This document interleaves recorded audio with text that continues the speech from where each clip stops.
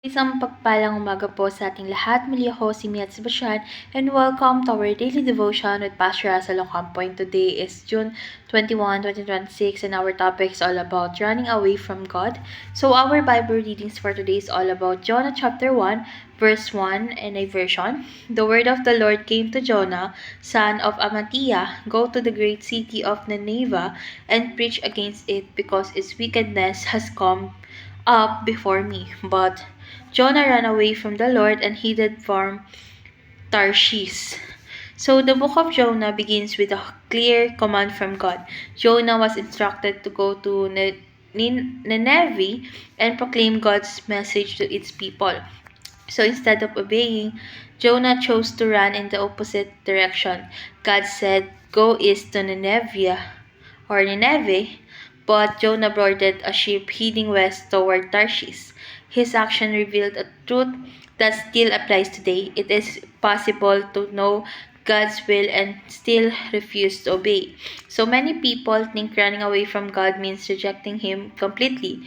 However, Jonah was a prophet who believed in God. His problem was not ignorance but disobedience. He knew what God wanted him to do, yet he chose his own path instead. So let's go on to our teaching. Three types of people who run away from God. First is a person who goes in the opposite direction from God's will.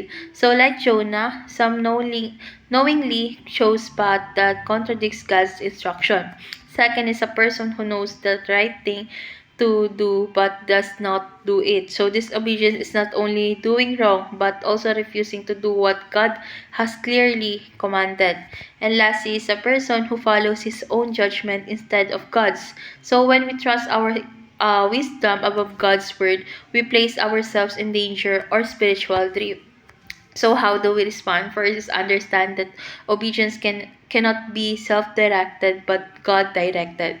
So our responsibility is not to rewrite God's command but to follow them faithfully. Second is understand that obedience cannot be partial but complete. So delayed obedience and selective obedience are forms of disobedience. And last is understand that obedience cannot be mental but practical. So knowing God's will is not enough, we must act upon it.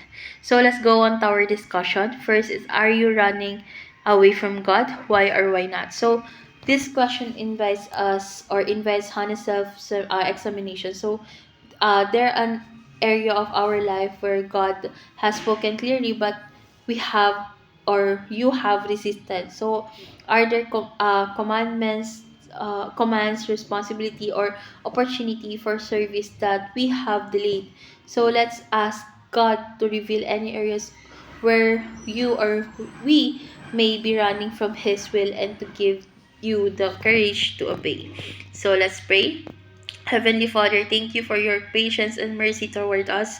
Forgive us for the times we have resisted your will and chosen our path. Reveal any area of disobedience in our lives and give us heart that are quick to obey. Help us not merely to hear your word but to put it into practice. Thank you that even when we run from you, your grace pursues us and calls us back. Teach us to trust your wisdom above our own and to follow you wholeheartedly.